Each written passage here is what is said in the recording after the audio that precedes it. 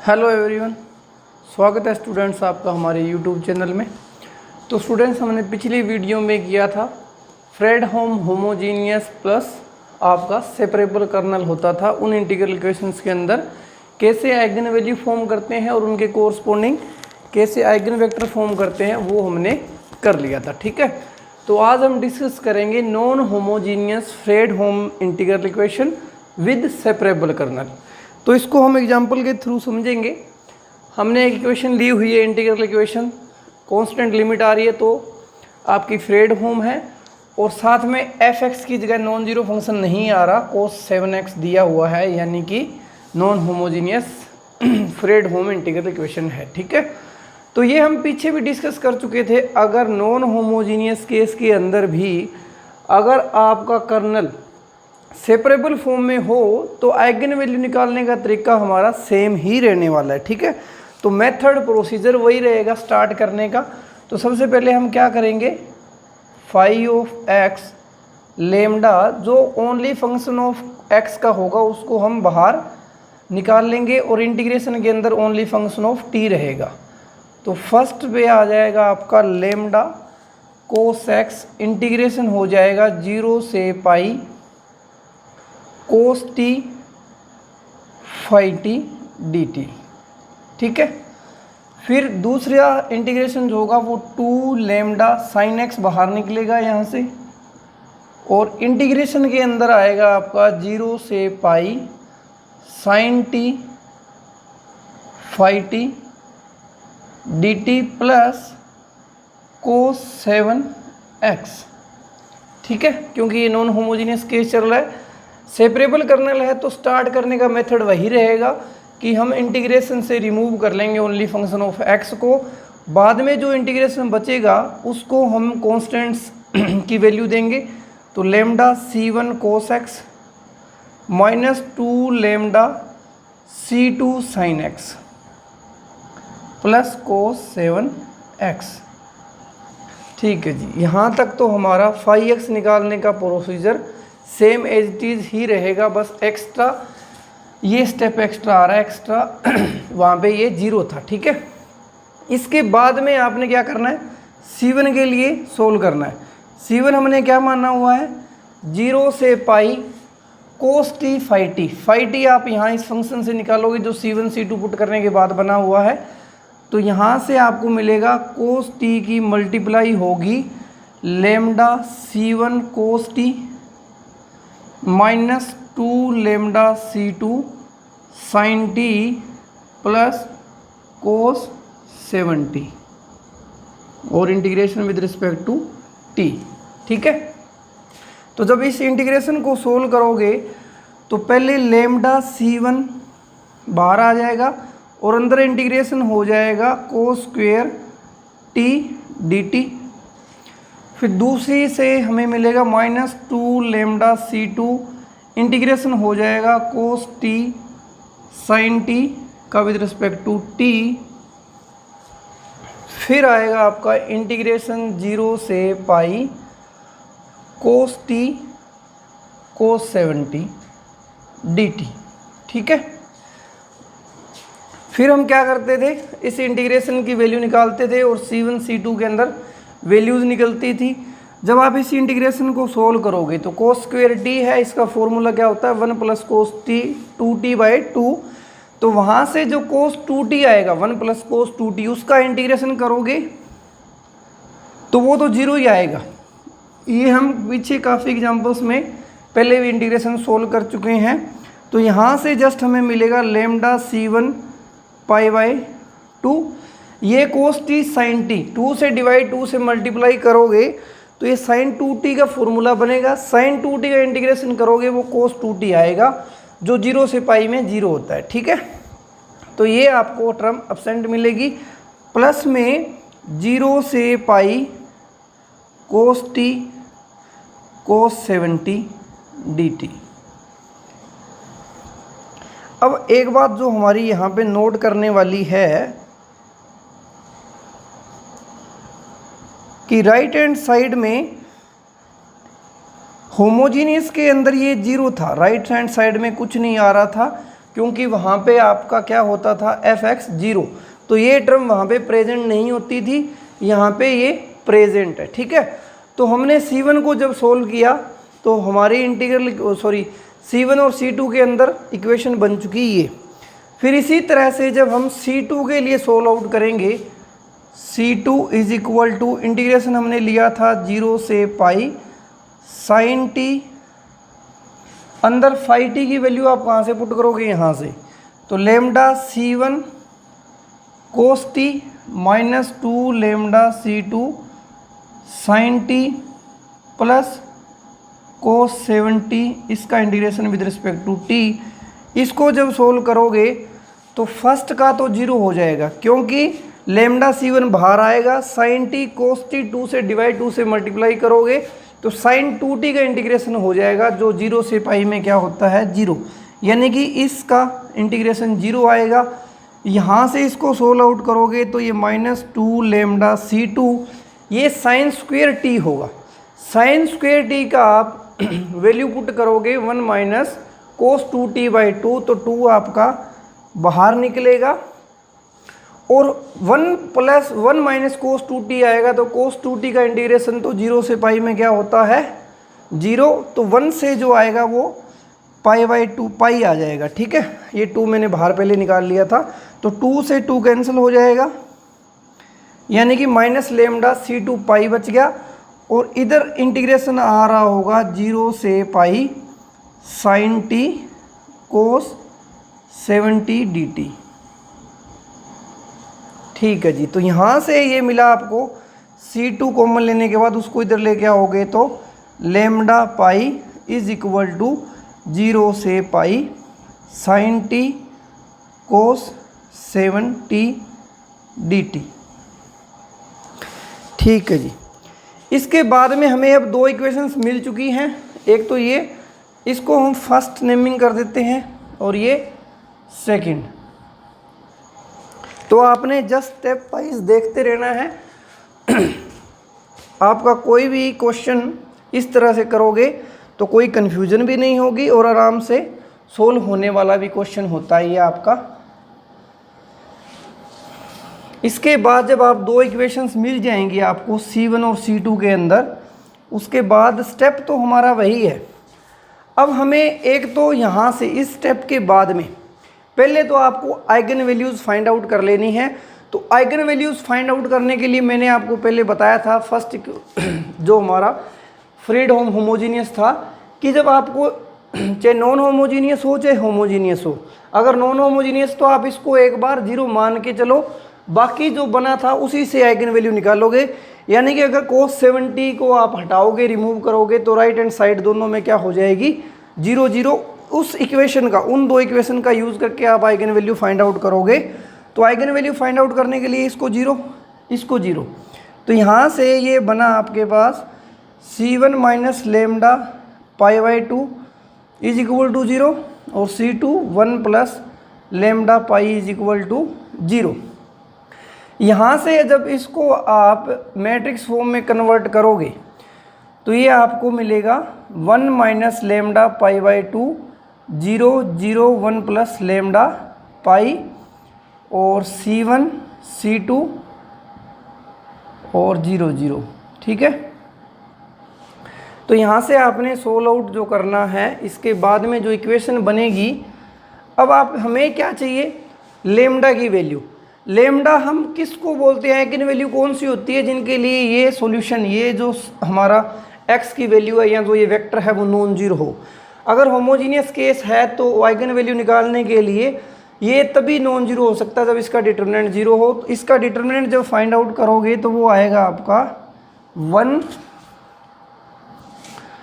Plus lambda pi by 2, overall solve करके लिख रहा हूँ मैं, माइनस लेमडा, क्योंकि 1 plus lambda pi minus lambda pi by 2 आएगा तो हाफ बच जाएगा अंदर और लेमडा पाई कॉमन निकल जाएगा, और माइनस का lambda square pi square by 2 is equal to 0 ये मिलेगा।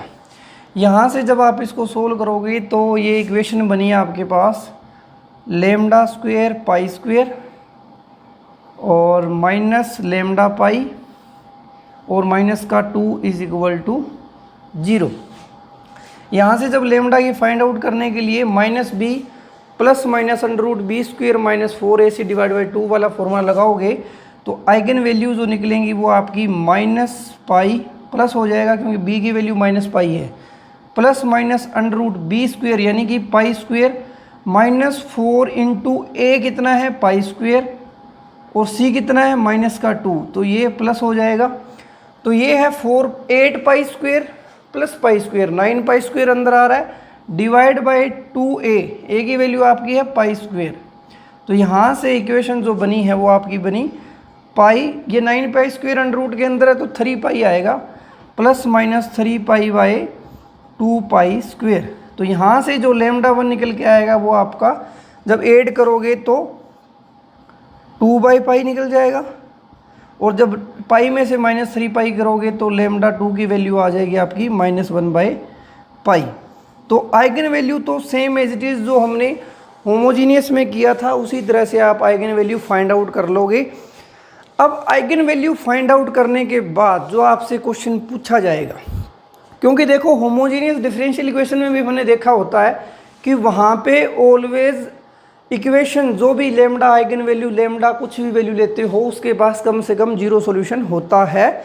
लेकिन इस केस में हमारे पास एक सिचुएशन और आ जाती है कि नो सॉल्यूशन की भी, ठीक है, क्योंकि गारंटी नहीं होती इसमें सॉल्यूशन एग्जिस्ट करेगा कि नहीं करेगा, क्योंकि यहाँ पे एक्स्ट्रा फैक्टर आ जाता है fx, जिस वजह से यहाँ पे 0 सॉल्यूशन होना पॉसिबल नहीं होगा। ठीक है, ये हमने non homogeneous system of equations में भी देखा होता है। ठीक है, इसके बाद में जब आपको आइगन वैल्यूज़ मिल चुकी इसके बाद में जो हमारा मेन स्टेप होगा, ये मैं ऊपर लिख देता हूँ,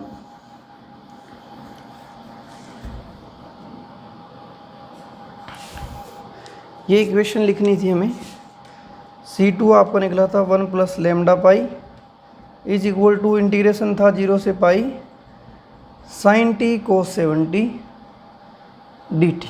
ठीक है, तो ये तो आइगन वैल्यू निकालने के लिए प्रोसेस था। आइगन वैल्यू आपकी आ चुकी है, lambda is equal to 2 by pi और -1 बाई पाई, ये दो आइगन वैल्यूज़ निकल चुकी हैं। आइगन वैल्यू निकाल ली तो आपका काम आइगन वैल्यू तक काम चल जाएगा आपका। अब पूछा जाएगा कि कौन सी लेमडा की वैल्यूज़ के लिए आपका यूनिक सॉल्यूशन होगा, कौन सी लेमडा की वैल्यूज़ के लिए नो सॉल्यूशन हो सकता है, कौन सी आइगन वैल्यूज़ लेमडा की वैल्यूज़ के लिए इनफाइनाइटली मैनी सॉल्यूशंस होते हैं। क्योंकि नॉन होमोजेनियस में 3 केसेस आ जाते हैं, नो सॉल्यूशन, यूनिक सॉल्यूशन और इनफाइनाइटली मैनी सॉल्यूशन। ठीक है, तो यहाँ पे रिजल्ट बनेंगे, उसी रिजल्ट के लिए ये हमारा मेथड चल रहा है। तो इसके बाद में हम जो नॉन होमोजीनियस केस में मैट्रिक्स बनाते थे उस फॉर्म में बनाएंगे। तो ये आपको मिलेगी 1 माइनस लेमडा पाई बाई 2 0 और 0 1 प्लस लेमडा पाई, और साथ में क्या करते थे जो राइट हैंड साइड में, यानी कि हमने जब नॉन होमोजीनियस केस किया था Ax is equal to B वाला, तो वहाँ पे हम क्या करते थे आर्गूमेंट मैट्रिक्स बनाते थे, A आर्गूमेंट B ये बनाते थे। ठीक है, ये B क्या था, B वेक्टर था राइट हैंड साइड में जो था नॉन जीरो होने के बाद नॉन होमोजीनियस। तो यहाँ पे भी जब आर्गूमेंट मैट्रिक्स ये बनाओगे तो इसका राइट हैंड साइड फर्स्ट का है 0 से कोस t कोस 70 dt, 0 से पाई 70 कोस 70 dt, ये है, ये आपकी मैट्रिक्स मिल चुकी। अब वहाँ पे हमने कुछ कंडीशंस लिखी थी नॉन होमोजीनियस केस में कि सबसे पहले इसके पास सॉल्यूशन होने की गारंटी मिलती थी कब, फर्स्ट केस इफ़, जो कंडीशन थी हमारी मेन जो कंडीशन सॉल्यूशन कंसिस्टेंसी के लिए कि रैंक ऑफ आर्गूमेंट मैट्रिक्स किसके बराबर होना चाहिए, पहले तो रैंक ऑफ ए के, तभी आप सॉल्यूशन की बात करोगे। अदरवाइज अगर ये इक्वल नहीं हुआ तो इसका सॉल्यूशन एग्जिस्ट नहीं करेगा, यानी कि नॉट इक्वल की कंडीशन भी यहाँ आ सकती है। तो इसी वजह से हमारा नॉन होमोजेनियस इंटीग्रल इक्वेशंस की बात करते हो विद सेपरेबल कर्नल, तो वहाँ पे नो सॉल्यूशन की कंडीशन भी आ जाती है, ठीक है। और इसके बाद में हमने आगे केसेस देखे थे कि ये अगर इक्वल है उसके बाद में कि रैंक ऑफ ए बी अगर आपका नंबर ऑफ कॉलम्स, यानी कि वहाँ पे क्या था कि अगर m क्रॉस n की मैट्रिक्स ले रखी है, यानी कि आपने m इक्वेशंस का सिस्टम ले रखा है n वेरिएबल का, तो वहाँ पे अगर ये n नंबर ऑफ कॉलम या नंबर ऑफ वेरिएबल के बराबर आ जाता था रैंक, तो हम बोलते थे यूनिक सॉल्यूशन होता है। लीनियर अलजेब्रा के अंदर ये करते हैं हम। सेकंड कि अगर ये रैंक जो है इक्वल तो आना ही चाहिए दोनों को, तो लेकिन अगर n से कम हो जाता है, यानी नंबर ऑफ वेरिएबल से कम हो जाता है, तब वहाँ पे कंडीशन आती थी इनफाइनाइटली मेनी सॉल्यूशंस, ठीक है। तो इसी वजह से ऐसा यहाँ पे सिचुएशन क्रिएट हो रही है। तो नो सॉल्यूशन, यूनिक सॉल्यूशन और इनफाइनाइटली मेनी सॉल्यूशन, तीन सिचुएशन हम यहाँ पे, तीन केसेस हम डिस्कस करेंगे, ठीक है। अब इसको रफ कर देते हैं क्योंकि हमारा काम इससे चल चुका। अब जो रिजल्ट है मेन नॉन होमोजीनियस, इसके लिए वो हम इससे ड्राइव करेंगे। तो यहाँ पे लेमडा कुछ भी हो सकता है, लेकिन हमने लेमडा आइगन वैल्यू इन दो के लिए बनेगा। इनके अलावा कि जब लेमडा नॉट इक्वल टू 2/पाई, लेमडा नॉट इक्वल टू 1/पाई, ये भी तो लेमडा हो सकता है ना। कोई ज़रूरी थोड़ी ना कि आइगन वैल्यू तो यहाँ पे सिर्फ दो ही बनेगी, इसके बाद में जितने लेमडा बच गए वो आइगन वैल्यू नहीं बनेंगे। उनके लिए भी कौन सा सॉल्यूशन एग्जिस्ट करेगा, यूनिक करेगा, नो सॉल्यूशन करेगा, वो हम चेक करना है, मेन बात, ठीक है। तो पहले तो हम देख लेते हैं कि जो आइगन वैल्यू बनी है उनके लिए हमारा क्या प्रोसेस आने वाला है। तो सबसे पहले हम लेमडा की वैल्यू 2/पाई ले रहे हैं कि जब हम लेमडा को 2/पाई लेंगे तो ये जो आर्गूमेंट मैट्रिक्स यहाँ बनी थी उसका क्या बनेगा। तो सबसे पहले इन इंटीग्रेशंस को सोल्व कर लेते हैं, क्योंकि यहाँ पे आप इनको इजीली सोल्व कर सकते हो। तो ये जब फॉर्मूला पुट करोगे cos A cos B का, तो ये फॉर्मूला बनेगा आपका cos A plus B, AT है, A1 है और B 7 है, तो आपका AT बन जाएगा। और नीचे 2 से डिवाइड होता है ये, और प्लस करते हो cos A माइनस B। तो A माइनस B करोगे तो 1 - 7 - 6 आएगा। cos में से माइनस बाहर नहीं आता, एज टी आ जाता है। तो cos 60/2, ये आप cos 30 cos 70 को लिख सकते हो। जब इसका इंटीग्रेशन करोगे तो cos 80 का इंटीग्रेशन क्या होता है, sin 80, 0 से पाई में क्या होगा 0, सेम एज टी इसका 0 हो जाएगा। सेम यहाँ पे आप देख सकते हो कि जब sin t cos 70 का बात करोगे तो यहाँ पे ये फॉर्मूला बनेगा आपका sin 80 और 1 - 7 करोगे तो माइनस बाहर निकल जाएगा और sin 60/2 ये बनेगा। यहाँ पे भी जब इसका इंटीग्रेशन करोगे तो cos 80/8 बनेगा। अब इवन आ रहा है तो पाई पुट करोगे तो भी 1 आएगा और 0 पुट करोगे तो 1 आएगा, तो 1 में से -1 0 हो जाएगा। तो इसके केस में भी और इसके केस दोनों में 0 आ जाएगा, तो ये भी आपका 0 आ गया। यानी कि इस केस में जो हमने ये इक्वेशन ली हुई है नॉन होमोजीनियस, इस केस में जब आप लेमडा 2/पाई पुट करोगे तो जो आपकी आर्गूमेंट मैट्रिक्स बनी है वो क्या होगी, यहाँ पे 2/पाई पुट करोगे तो 0, क्योंकि लेमडा 2/पाई कैंसिल हो जाएगा, 1 - 1 0 आ जाएगा।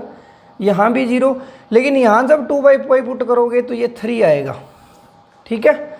और ये 0, ये 0। अब आप चेक कर सकते हो कि जब हमने लेमडा की वैल्यू 2/पाई पुट की है, तो सबसे पहले तो हम ये देख लेते हैं जो मैट्रिक्स बनी है इसके लिए सॉल्यूशन की कुछ सॉल्यूशन निकलेगा कि नहीं निकलेगा।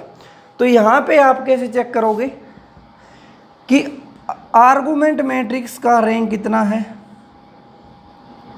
1 है, और रैंक ऑफ ए कितना है, इस अकेली का देखोगे तो भी 1 है, इस पूरी का देखोगे तो भी 1 है। मैट्रिक्स आपकी 2x2 की बनी हुई है, यानी कि वेरिएबल्स कितने हैं, C1 C2 दो ही थे। ठीक है, तो यहाँ पे केस कौन सा आया कि सॉल्यूशन तो एग्जिस्ट करेगा, नो सॉल्यूशन वाली कंडीशन हमारी जा चुकी, सॉल्यूशन तो एग्जिस्ट करेगा, लेकिन रैंक किसके बराबर आ रहा है, नंबर ऑफ वेरिएबल्स के बराबर आ रहा है या इससे लेस आ रहा है, क्योंकि ये 2 से छोटा है, यानी कि यहाँ पे सॉल्यूशन भी एग्जिस्ट करेगा, और कौन सा, इनफाइनाइटली मैनी वाला। ठीक है जी। फिर इसी तरह से जब आप लेमडा को -1/π पुट करोगे तो आपकी आर्गुमेंट मैट्रिक्स बनेगी, ये क्या बनेगा, यहाँ पे माइनस पुट करोगे तो पाई से पाई कैंसिल हो जाएगा, 3/2 बचेगा, 0 यहाँ 0 ये 0, अब यहाँ -1/π पुट करोगे तो 1 - 1 0, ये 0 0 है ही। तो इसमें भी सेम कंडीशन है कि विच इम्प्लाइज दैट जो आप आर्गुमेंट मैट्रिक्स का रैंक ले रहे हो वो भी 1 है और रैंक ऑफ अकेली ए का भी 1 है, यानी कि सॉल्यूशन एग्जिस्ट इसमें भी करेगा। यूनिक होगा या इनफाइनाइट वो बताएगा इसका रैंक कि कितना आ रहा है। अब यहाँ पे 1 है, वो लेस देन 2 है, नंबर ऑफ वेरिएबल से कम आ रहा है, 2 वेरिएबल थे C1 और C2, तो यहाँ पे भी कंडीशन कौन सी आई, इनफाइनाइटली मैनी। ठीक है जी। यानी कि हमें एक बात का पता चल रहा है कि जब हमने लेमडा जो लेमडा की value equal to eigen value है, यानी कि जो जो लेमडा आइगन वैल्यू बन रहे हैं उनके कोरस्पॉन्डिंग इसके पास इनफाइनाइटली मैनी सॉल्यूशन भी आ सकते हैं। क्या पता अगर ये नॉन जीरो हो जाता कोई, अगर यहाँ नॉन जीरो ये दोनों नॉन जीरो हो जाते तो ऐसी कंडीशंस भी तो आ सकती थी, क्योंकि ये तो जीरो बनेगा उस केस में, एक रो दोनों की जब आइगन वैल्यू लोगे, चाहे ये 2/π लोगे तो ये एक रो जीरो हो जाएगी, ये लोगे तो ये जीरो हो जाएगा।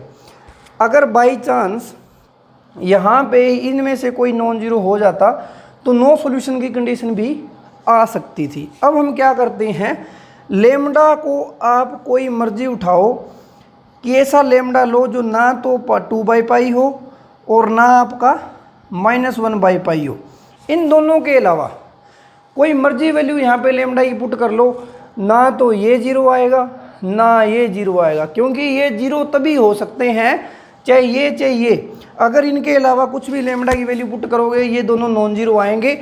ये जब नॉन जीरो आएंगे तो ऐसी लेमडा जिनके लिए आइगन वैल्यू नहीं बन रही लेमडा, उस केस में इसका रैंक कितना आ जाएगा, rank of A augmented matrix B और रैंक ऑफ ए 2 बन जाएगा। फिर हमें आर्गुमेंट वाला काम होगा ही नहीं, यानी कि इक्वल टू किसके आ जाता है, नंबर ऑफ वेरिएबल्स के। तो हमारा यहाँ से क्या कंडीशन आएगी, यूनिक सॉल्यूशन। अब हम रिजल्ट लिख सकते हैं यहाँ से। ठीक है, यानी जब आपने सोल्व करना है तो सोल्व करने का तरीका यही रखना है। यहाँ पे रिजल्ट बनता है, लेकिन वो रिजल्ट जब आप यूज़ करोगे तो उसके लिए काफ़ी लेंथी प्रोसीजर होता है। लेकिन जब आपको जस्ट पता लगाना है कि कौन सी लेमडा वैल्यू दे करके उसके कोरस्पॉन्डिंग आपसे पूछा जाए कि इनफाइनाइटली मैनी सॉल्यूशन है, यूनिक सॉल्यूशन है या नो सॉल्यूशन है, तब आप ये ही मेथड अप्लाई करो, इजी रहेगा आपका ये मेथड अप्लाई करना। तो यहाँ से 2 रिजल्ट बने वो देख लेते हैं। ये दोनों रिजल्ट किस में अप्लाई होंगे, नॉन होमोजीनियस में।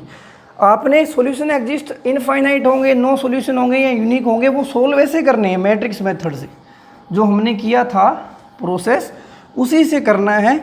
लेकिन जो रिजल्ट आप फॉलो कर सकते हो जिससे आप ऑप्शंस देख के नेगलेक्ट कर पाओगे। ठीक है, तो रिजल्ट जो बना मेन इंपॉर्टेंट यहाँ पे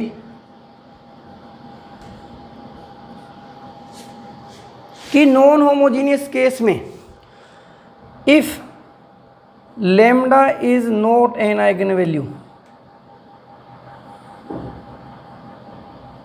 नॉट आइगन वैल्यू, तो जब लेमडा आइगन वैल्यू नहीं बनेगा तो उस लेमडा की वैल्यू के लिए unique solution, then integral equation always have unique solution.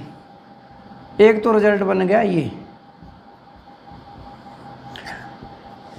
जब रैंक की कम होने का जो केस आया था वो कब आया था, जब लेमडा आइगन वैल्यू थी। यानी कि if lambda is an eigen value, if lambda is an eigen value, तो उस लेमडा के लिए दो केस आपको मिलेंगे, नो सॉल्यूशन भी हो सकता है और इनफाइनाइटली मेनी सॉल्यूशन भी हो सकता है। यानी कि अगर आपने लेमडा चेक करना चाहते हो आइगन वैल्यू के कोरस्पोंडिंग, तो आइगन वैल्यू के कोरस्पोंडिंग अगर सॉल्यूशन एग्जिस्ट करेगा नॉन होमोजीनियस केस में, तो वो इनफाइनाइटली मेनी ही होगा। यूनिक सॉल्यूशन तभी पॉसिबल हो सकता है आपका जब वो लेमडा आइगन वैल्यू ना बन रहा हो। ठीक है, ये दो रिजल्ट है। सॉल्यूशन आपने जो हमने प्रोसेस किया था उसी से करना है, लेकिन आप ये रिजल्ट ध्यान रखोगे तो यहाँ पे इस क्वेश्चन के मैंने ऑप्शंस नहीं डाले अभी, ये CSIR नेट के अंदर पूछा हुआ क्वेश्चन था, तो जस्ट प्रोसेस बताने के लिए मैंने विदाउट ऑप्शंस किया था। अब हम इसको ऑप्शंस लेके करते हैं इन दो रिजल्ट की हेल्प। फ्रेंड्स, एग्जाम में जब क्वेश्चन पूछा हुआ था तो इन ऑप्शंस के साथ था। ठीक है, तो अभी हमने यहाँ पे दो रिजल्ट कर लिए और उसके कोरस्पोंडिंग हमें आइगन वैल्यू भी पता है। अब ऑप्शंस चेक करते हैं। तो यहाँ पे क्या बोल रहा है कि for every lambda belongs to R, यानी कि आप लेमडा की जो मर्जी वैल्यू ले लो रियल में से, उसके लिए सॉल्यूशन एग्जिस्ट करेगा। तो यहाँ पे लेमडा की पॉसिबिलिटी हैं दो, या तो वो आइगन वैल्यू बनेगा या नहीं बनेगा। यहाँ पे मान लेते हैं बनेगा, आइगन वैल्यू बनेगा, यहाँ पे नहीं बनेगा। ठीक है, आइगन वैल्यू की बात हो रही है ये। तो जब लेमडा आइगन वैल्यू बनता है तो दो पॉसिबिलिटीज आ जाती हैं, कौन कौन सी, नो सॉल्यूशन और इनफाइनाइटली मेनी। और जब लेमडा आइगन वैल्यू नहीं बनता तो बन जाता है यूनिक सॉल्यूशन। ये अभी हमने रिजल्ट भी किया है और देखा भी था कि कैसे उस केस में यूनिक सॉल्यूशन बनता है by using result of non homogeneous linear equations का सिस्टम जब सोल्व करते थे वहाँ पे रिजल्ट हमने किया था। तो अब ये बोल रहा है कि कोई लेमडा मर्जी ले लो उसके लिए सॉल्यूशन एग्जिस्ट करेगा। तो अगर लेमडा आइगन वैल्यू नहीं बनेगा तो हमें गारंटी है यूनिक सॉल्यूशन आएगा, यानी एग्जिस्ट करेगा। अब पॉसिबिलिटी इनफाइनाइट और नो सॉल्यूशन किस में आ रही है, जब आइगन वैल्यू बना था। आइगन वैल्यू उसकी आई थी 2/π और -1/π, और दोनों के कोरस्पोंडिंग हमने देखा था कि नो सॉल्यूशन की कंडीशन नहीं आई थी, इनफाइनाइटली मेनी सॉल्यूशन की कंडीशन आई थी। यानी कि ये ऑप्शन बिल्कुल सही है। यहाँ पे लेमडा दो टाइप में आप तोड़ सकते हो, आइगन वैल्यू बनेगा नहीं बनेगा। अगर नहीं बना तो यूनिक सॉल्यूशन आएगा, बना तो इनफाइनाइटली मेनी सॉल्यूशन और नो सॉल्यूशन। लेकिन हमने यहाँ पे चेक कर लिया था कि इनफाइनाइटली मेनी सॉल्यूशन, यानी कि लेमडा के लिए ऐसा कोई केस नहीं आ रहा जिसमें वो सॉल्यूशन एग्जिस्ट ना करे। तो ये आ गया। ये देखो, ये बोला कि देयर एग्जिस्ट, तो ये ऑप्शन अपने आप कैंसिल हो गया। ये बोल रहा है कि यहाँ पे सॉल्यूशन एग्जिस्ट नहीं करेगा, एक आपको लेमडा मिल जाएगा। तो लेमडा को तो पॉसिबिलिटी जस्ट आइगन वैल्यू बनने के बाद होने वाली थी, तो वो नहीं बनी। फिर यहाँ देखो कि जब लेमडा बिलोंग्स टू रियल है such that there are more than one solution but finitely. तो ये देखो, फाइनाइट केस किस में आ सकता था, फाइनाइट केस तो नॉन होमोजीनियस में, तो जब आइगन वैल्यू नहीं बनेगा उस लेमडा के लिए आ सकता था। लेकिन वहाँ पे तो यूनिक था, तो मोर देन वन वाली बात इसमें तो नहीं आई। यानी मोर देन वन वाली बात आ रही थी जो लेमडा इसमें आई थी, और उसमें भी इनफाइनाइटली मेनी सॉल्यूशन है। ये क्या बोल रहा है कि वहाँ पे एक लेमडा ऐसा मिल जाएगा जिसके लिए मोर देन वन बट फाइनाइटली। ये तो गलत हो गया ना, मोर देन वन बोलता तो इनफाइनाइटली होता तो काम चल जाता, क्योंकि यूनिक केस तो जब लेमडा नहीं बनेगा तब आ रहा था, बाकियों में तो इनफाइनाइटली मेनी सॉल्यूशन ही आएगा अगर एग्जिस्ट करेगा तो ये भी आपका रॉन्ग हो गया। फिर ये बोल रहा है कि एक लेमडा ऐसा मिलेगा such that there are infinitely many solution, कि एक आइगन वैल्यू आपको लेमडा ऐसी मिलेगी, सॉरी आइगन वैल्यू नहीं, लेमडा की वैल्यू ऐसी मिलेगी जिनके लिए इनफाइनाइटली मेनी सॉल्यूशन। तो ये देखो, क्योंकि जब लेमडा की दो पॉसिबिलिटी, ये आपने ऑलवेज ध्यान रखना है, हमेशा इसको आइगन वैल्यू मत मान लेना, क्योंकि लेमडा की वो वैल्यू ही आइगन वैल्यूज बोली जाएंगी जिनके कोरस्पोंडिंग नॉन जीरो सॉल्यूशन आएगा। ठीक है, तो यहाँ पे ऐसा केस आया था, यहाँ तो ये एक की बात कर रहा है, यहाँ पे दोनों आइगन वैल्यू के कोरस्पोंडिंग इनफाइनाइटली मैंने सॉल्यूशन आया था, देयर एग्जिस्ट की बात कर रहा है कि जी हाँ यहाँ पे दो मिलेंगे, एक तो -1/π और एक 2/π।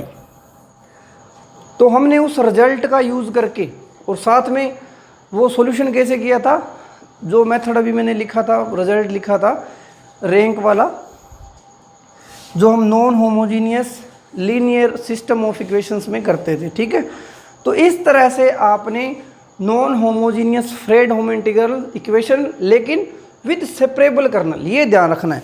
और ये जो भी मेथड किया है वो आपने एक बात दिमाग में बिठा लेनी है कि ये जस्ट फ्रेडहोम के लिए हो रहा है प्लस सेपरेबल कर्नल। इसके अलावा अगर फ्रेडहोम सेपरेबल कर्नल के साथ नहीं है तो ये अप्लाई आपने नहीं करना बिल्कुल भी, क्योंकि ये आप तभी करोगे जब सेपरेबल कर्नल है। अगर आगे फ्रेडहोम विद अदर्स कर्नल है तो वो और मेथड्स करेंगे। एक बार ये जो केस हमने किया है जहाँ से क्वेश्चन बनने के पूरे 100% चांस है और 2-3 मिनट के अंदर हो भी जाता है अगर आप अच्छे से प्रैक्टिस करते हो। ठीक है, तो ये हमने किया non homogeneous Fredholm integral equations with separable kernel कैसे सोल्व आउट करते हैं और वहाँ पे ऐसी कंडीशंस क्यों बनती है नॉन सॉल्यूशन की और इनफाइनाइट लिमिट सॉल्यूशंस की। ठीक है, तो नेक्स्ट वीडियो में हम मिलते हैं कुछ नए क्वेश्चंस के साथ इसी से रिलेटेड जो आपके CSIR नेट के अंदर पूछे हुए हैं।